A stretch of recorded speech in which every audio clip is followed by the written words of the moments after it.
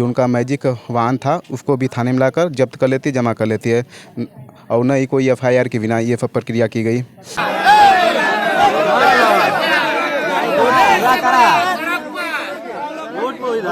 किसी से कैमरा के सामने पैसा नहीं देना है, क्योंकि मेरे पिताजी से 7,000 रुपये मेरी बहन के द्वारा दिए जाते हैं, तो मेरे पिताजी को छोड़ दिया जाता है उस दिन। पुलिस प्रताड़ित करने लगी। पुलिस का क्या रोल है? पुलिस कैसे कैसे पैसे मांगती थी, आपको कुछ पता है? पुलिस ने पिताजी को छुड़ाने गए तो उस टाइम तो पुलिस ने किसी के माध्यम से मांग की थी पैसे की, तो मेरे पिताजी बोले उस टाइम बेटा मुझे यहाँ से निकाल दो। मैंने अपना पूरा भरपूर मात्रा में कोशिश करके उनको निकालने की कोशिश की। अच्छा। पिताजी को घर पे लेकर आए, जिस घर पे एक्सीडेंट हुआ था सर ना, उन लोग ने अननोन नंबर से पिताजी को पैसे के लिए मतलब प्रताड़ित कर रहे थे। योगी की पुलिस लुटेरा थी, योगी की पुलिस हत्यारा थी, योगी की पुलिस अवैध कामों का जो है कि एक बड़ा जड़ थी। तमाम तरीके से लगातार योगी की पुलिस पर आरोप लग रही है। बोले कि 5,000 में सुलह हो जाए तो फिर हम लोग पैसा बटोर के दिए, मांग उनका ज़्यादा हुआ। उसको दंड मिलना चाहिए कि नहीं मिलना चाहिए? हाँ मिलेगा, दंड उसको देना है। पुलिस से लगातार लोग तंग आ गए हैं। पुलिस इस तरह से बर्बरता कर रही है, तो कहीं कहीं पत्रकारों को पीटने का मामला आ रहा है, तो कहीं दर्शनार्थियों के खाने में मिट्टी मिलाने का मामला आ रहा है। अगर इसके पिताजी दोषी थे तो थाने में एफआईआर होना चाहिए था कि नहीं होना चाहिए? अगर नहीं हुआ एफआईआर। नमस्कार, मैं मनीष कुमार, आप देख रहे हैं खबर भारत। इस वक्त मैं गाजीपुर में हूँ। गाजीपुर में थाना रामपुर अंतर्गत एक गांव में आया हूँ। रामपुर माझा गांव है। यहाँ पर पुलिस से प्रताड़ित होकर एक 52 वर्षीय व्यक्ति ने आत्महत्या कर ली। मैं आपको बता दूं कि ये सिलसिला लगातार गाड़ी के धक्के से शुरू हुआ था और पुलिस विभाग इतना भ्रष्ट विभाग हो चुकी है कि वे हत्या कर दे रही है पैसे के लिए, तो अवैध कामों को जो है बढ़ावा दे रही है। और यहाँ तक कि योगी की पुलिस जो है, उत्तर प्रदेश की पुलिस लुटेरा भी बन चुकी है। अभी जिस जगह पर मैं खड़ा हूँ, यहाँ पर पुलिस के प्रताड़ना से तंग आकर एक व्यक्ति ने फांसी लगा ली है। मैं आपको बता दूं कि लगातार ये मामला इस समय गहराया हुआ है और इनसे बातचीत करते हैं। सामने तस्वीरों में साफ तौर से देख पा रहे होंगे, ये घर है। यहाँ पे परिजन और गांव वाले यहाँ मौजूद हैं और आश्वासन दे रहे हैं घर वालों को कि किसी भी तरह से घर पर किसी अन्य तरह का विपत ना आए। अभी हमारे साथ बातचीत करने के लिए से बातचीत करते हैं कि आखिरकार पुलिस ने किस तरीके से तंग किया था। जी, पहले अपना नाम बताइए। मेरा नाम आशीष गुप्ता है। और आपके पिताजी का नाम क्या है? श्री राकेश गुप्ता। आपका नाम आशीष? हाँ जी आशीष जी, एक 30 तारीख को घटना हुई थी। इसमें आपके पिताजी ने दावा किया था एक नाबालिग लड़के से उनकी गाड़ी लड़ी थी। तो उसके बाद क्या कुछ मामला था? आप लोगों ने आरोप लगाया कि पुलिस ने लगातार पैसे की डिमांड की और लगातार मोटा रकम भी मांगा गया पुलिस की तरफ से, और आपके पिताजी परेशान होकर सुसाइड कर लिए। क्या कुछ मामला था? जी, यही सब मामला था।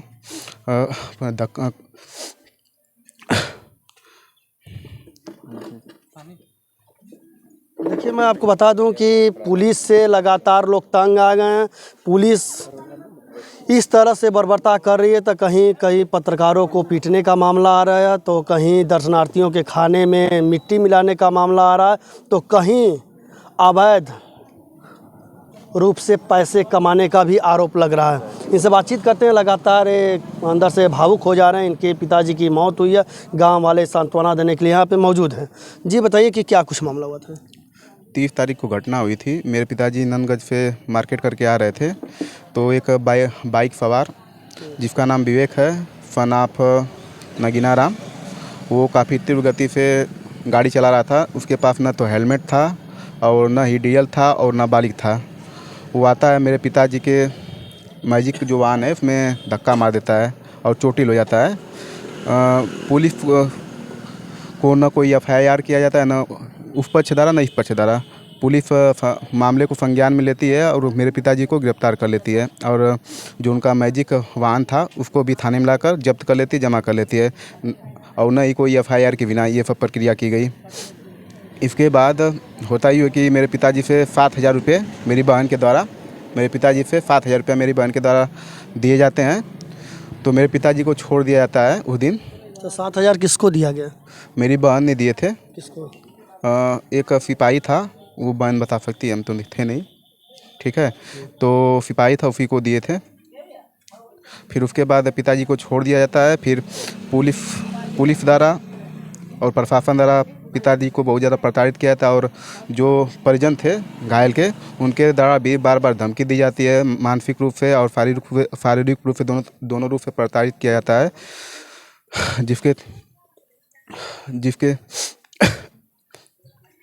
जिसके बाद तंग होकर इनके पिताजी ने सुसाइड कर लिया। हाँ, जिसके तो बाद लगातार पैसे मांगे जा रहे थे, तो किस तरह से पैसे मांगे जा रहे थे आपके पिताजी ने बताया? हाँ, एक तो रिकॉर्डिंग है, फ़ोन के जरिए परिजनों द्वारा पैसे मांगे जा रहे थे और ऑफलाइन भी पैसा मांगा जा रहा था, मतलब मिलकर, मतलब दबाव बनाया जा रहा दबाव बनाया जा रहा था। काफ़ी का नाम है 2-3 दिन से मेंटली टॉर्चर किया जा रहा था। कई मामलों में ऐसा होता है कि पीड़ित जब थानों पर तहरीर देता है तो हिलावली शुरू हो जाती है और मुकदमा दर्ज नहीं होता। सबसे बड़ी बात है कि आशीष ने जिस तरह से पुलिस पर आरोप लगाया है कि पुलिस वाले को किसी भी तरह से तहरीर नहीं दिया गया था किसी पार्टी के द्वारा, इसके बाद भी पुलिस अवैध रूप से मोटी कमाई करने के लिए इन्हें लगातार परेशान करती रही और अंत में इन्होंने इस तरह का घटना किया। तो ये बताइए कि आपने जो पुलिस पर आरोप लगाया कि पुलिस फिर 7,000 देने के बाद फिर 9,000 मांगने लगी, 5,000 मांगने लगी, मामला 50,000 तक आया, फिर लाखों में चला, क्या कुछ मामला इसमें रहा? इसके क्या नाम है, एक रिकॉर्डिंग है मेरे पास, परिजनों द्वारा मांग किया गया था। पहले मामला ये था कि 5,000 दे दीजिए, आप अपना गाड़ी ले जाइए, चलाइए, लेकिन मामले को बढ़ा चढ़ाकर 20,000 किया गया। फिर और पैसे की डिमांड धीरे धीरे बढ़ती गई, काफ़ी ज़्यादा पैसा मांगने लगे थे वो लोग। इतना बात हमारे संज्ञान में है, जिसके चलते हमारे पिताजी सुसाइड कर लिए। आपके पिताजी सुसाइड कितने तारीख को किए? 2 तारीख को रात 11 बजे के नियर अबाउट। तो आप लोगों ने हंगामा किया होगा, सड़क जाम किए होंगे, थाने पर गए होंगे, तो फिर मुकदमा लिखा गया, तो मुकदमा में क्या कुछ रहा? पहले हुआ यूँ कि हमने 112 पे डायल किया और पुलिस को इन्फॉर्म किया। तो इन्फॉर्म करने के बाद पुलिस काफ़ी देर से आई तो पिताजी की डेड बॉडी को उठाया और थाने पर रात भर रखी रही। फिर सुबेरे हम लोग विधायक जी अंकित भारती के पिताजी के साथ गए, तो उन्होंने कहा कि चलिए चलते थाने पर। तो पुलिस आनन फानन में पोस्टमार्टम कराने के चक्कर में थी जो डेड बॉडी थी उसका, लेकिन हम लोग वहाँ पे पहुँचे और ग्राम वासियों की सहायता से हम लोगों ने जो डेड बॉडी थी उसको अपने कब्जे में ले लिया और धरना प्रदर्शन पर बैठ गए। तो धरना प्रदर्शन पे आप बैठ गए तो एसपी साहब आए, तहसीलदार आए, उसके बाद विधायक का भी हस्तक्षेप रहा। तो इसके बाद जब एसपी साहब ने कहा कि हम उचित कार्रवाई करेंगे, तो आपने एफआईआर कराया, तो एफआईआर में पुलिस वालों का नाम कैसे नहीं आया, इसमें क्या कुछ रहा? हमने तो दिया था, पता नहीं कैसे नहीं है, हमको कुछ जानकारी इसकी नहीं है, हमने लिख के दिया था। पुलिस पे लगातार आरोप लगते हैं कि ये तहरीर बदलने में और पैसे के वसूली में नंबर 1 पर है और लगातार ये प्रयास करती है कि कब किस मामले को दबाया जाए।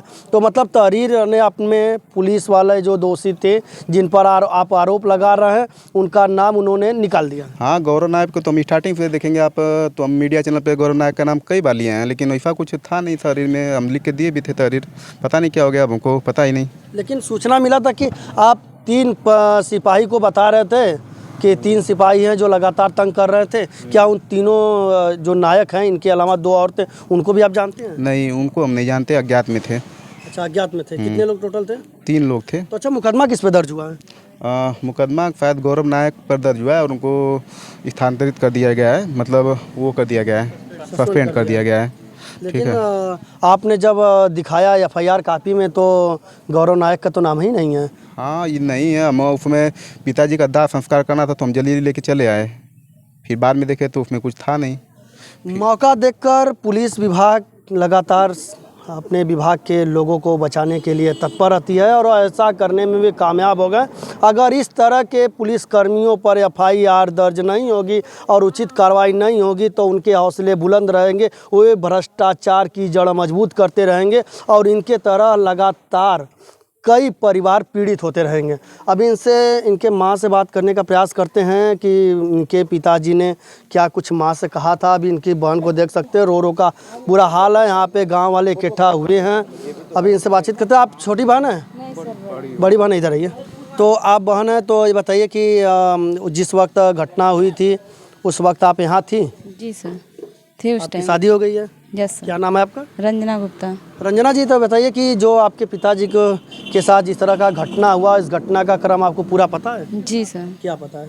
वही 31 तारीख को नंदगढ़ से आ रहे थे पिताजी, यही बात सूचक पहाड़पुर के नाम से एक रोड है, उधर से आ रहे थे। रामपुर चौराहा से ही लड़का एक था जा रहा था। एक्सीडेंट हुआ, एक्सीडेंट के बाद पुलिस प्रताड़ित करने लगी। पुलिस का क्या रोल रहा? पुलिस कैसे कैसे पैसे मांगती थी, आपको कुछ पता है? पुलिस ने पिताजी को छुड़वाने गए तो उस टाइम तो पुलिस ने किसी के माध्यम से मांग की थी पैसे की। तो मेरे पिताजी बोले उस टाइम बेटा मुझे यहाँ से निकाल दो। मैंने अपना पूरा भरपूर मात्रा में कोशिश करके उनको निकालने की कोशिश की। अच्छा, पिताजी को घर पे लेकर आए।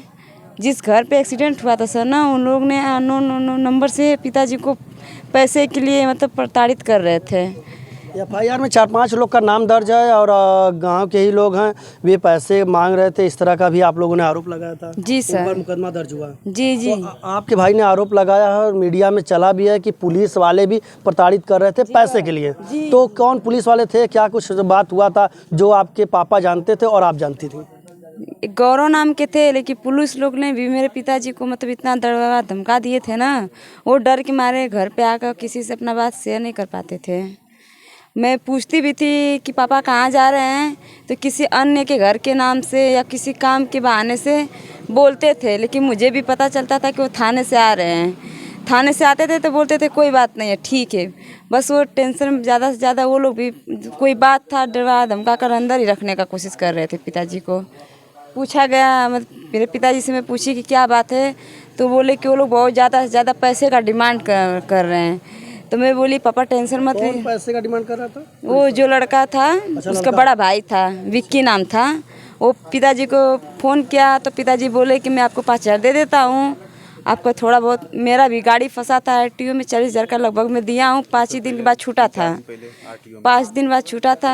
आपके पिताजी ने कहा कि मैं कमा कमा के 4-4, 5-5 रुपये भर दूँगा। हाँ दूंगा, नहीं दूंगा तो मैं अपने नाम से मतलब वो मान लूँगा। मतलब बोले मैं इस कास्ट का हूँ, मैं ज़रूर करके दिखाऊंगा चाहे जैसे दूंगा, आप मेरा गाड़ी दे दीजिए। तो वो बोल रहा है 20,000 देगा तो क्या कर लेगा, और तुझे देना पड़ेगा इसके आगे। तो पिताजी बोले कि ठीक है मैं दे दूंगा, पहले मेरा गाड़ी तो दे दीजिए, मेरा मेन वही मकसद है, चलाऊंगा तभी दूंगा ना लाकर। लेकिन उन्होंने नहीं माना। अन्य नंबरों से मेरे पिताजी को पैसे के लिए प्रताड़ित करते रहे लोग, बहुत ज़्यादा। वही 2 तारीख रात था, 12 बजे या वही 11 बजे में कुछ बात, मतलब देर रात में, मान लीजिए 3 ही तारीख लगभग में। वही पिताजी आए भी उस दिन शाम को, बहुत काफ़ी चिंतित भी थे। मैंने पूछा भी तो वही पैसे के लेके मुद्दे कर रहे थे मेरे से बोले पैसा इकट्ठा किए रहे, यही है।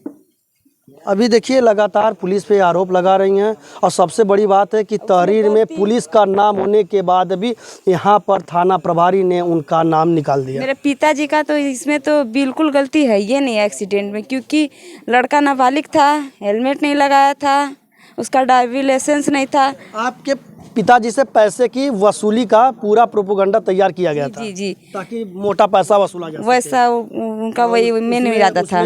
दोनों पक्ष थे, पुलिस और इनका क्या रोल था पैसा वसूली में? पैसा वसूलने में पुलिस का भी प्रशासन का, तो उन्होंने लोग भी पैसा लिया। सब लोग बोलते प्रशासन बहुत ध्यान देती, कैसे ध्यान देती थी? पैसा तो चोरी सीसी कैमरा के लिए लेते थे लोग मेरे से, बोले कि सीसी कैमरा के सामने पैसा नहीं देना है। देखिए मैं बता दूं कि आप 2 बहन हैं? जी सर। 2 भाई हैं? जी। आपकी शादी हो गई है? जी। अभी 3 लोग बचे हुए हैं? जी सर। देखिए 4 लोग हैं और इनके पिताजी जो है इनके सहारा थे, वो इस दुनिया से चले गए। अभी मैं बता दूं कि अब इनसे माँ से एक सवाल पूछते हैं कि ये बताइए कि आप इनकी माँ हैं, तो ये बताइए कि आपको जो घटना हुआ था, पुलिस वाले किस तरह से प्रताड़ित कर रहे थे, क्या कुछ आपको थोड़ा बहुत भी आपको जानकारी बताए थे आपके हस्बैंड? वही कहना कि वहाँ से छोड़ा के लेके लड़की, तो बोली कि पैसा मांगा था तो मुकदमा हुई, तो केस लिए तो पैसा लिए तो दवा हुई, तो सोचा यहाँ तो एक बेर जोर देवे के रही। फिर उसके बाद बोले कि 5,000 में सुलह हो जाए, तो फिर हम लोग पैसा बटोर के दिए, तो मांग उनका ज़्यादा हुआ। एक छोटी सी रोजगार था, उसी से हम लोग का पालन पोषण होता था। बार पैसा दी, उसके बाद लगातार डिमांड बढ़ता गया। तस्वीरों में साफ तौर से देख पा रहे होंगे कि यहाँ पे एक दुकान है, छोटी सी दुकान है गांव की, और इसी दुकान से इनका खर्च चलता था और इसी दुकान से वे पैसा कमाकर अपना खर्च चलाते थे। और पुलिस वाले अवैध रुपया कमाने के चक्कर में मोटी डिमांड करते चले गए, जैसा कि परिजन का आरोप है। लगातार वे दबाव बनाते रहे। अब फिलहाल अभी मैं आपको बता दूं कि अभी पर किसी भी तरह से पुलिस विभाग के जो सिपाही थे उन पर किसी तरह से कार्रवाई नहीं हुआ। लगातार लड़की देख रहे हैं तस्वीरों में गश्त खाकर गिर जा रही है। छोटी बेटी है इनकी जिनका सुसाइड हुआ है। और मैं आपको बता दूं कि लगातार पुलिस विभाग से प्रताड़ित होकर न जाने कितने घर अब तक बर्बाद हो चुके हैं। योगी की पुलिस लुटेरा थी, योगी की पुलिस हत्यारा थी, योगी की पुलिस अवैध कामों का जो है कि एक बड़ा जड़ थी। तमाम तरीके से लगातार योगी की पुलिस पर आरोप लग रही है, लेकिन यहाँ पर पुख्ता प्रमाण होने के बाद आरोप के आधार पर भी अभी किसी भी तरह से पुलिस पर कार्रवाई नहीं हुई है। अब ये देखना दिलचस्प होता है कि पुलिस अधीक्षक गाजीपुर इस मामले को कितना गंभीरता से लेते हैं और सिपाही पर किस तरह से कार्रवाई करते हैं। मिलते हैं अगले खबर के साथ, तब तक के लिए नमस्कार, धन्यवाद।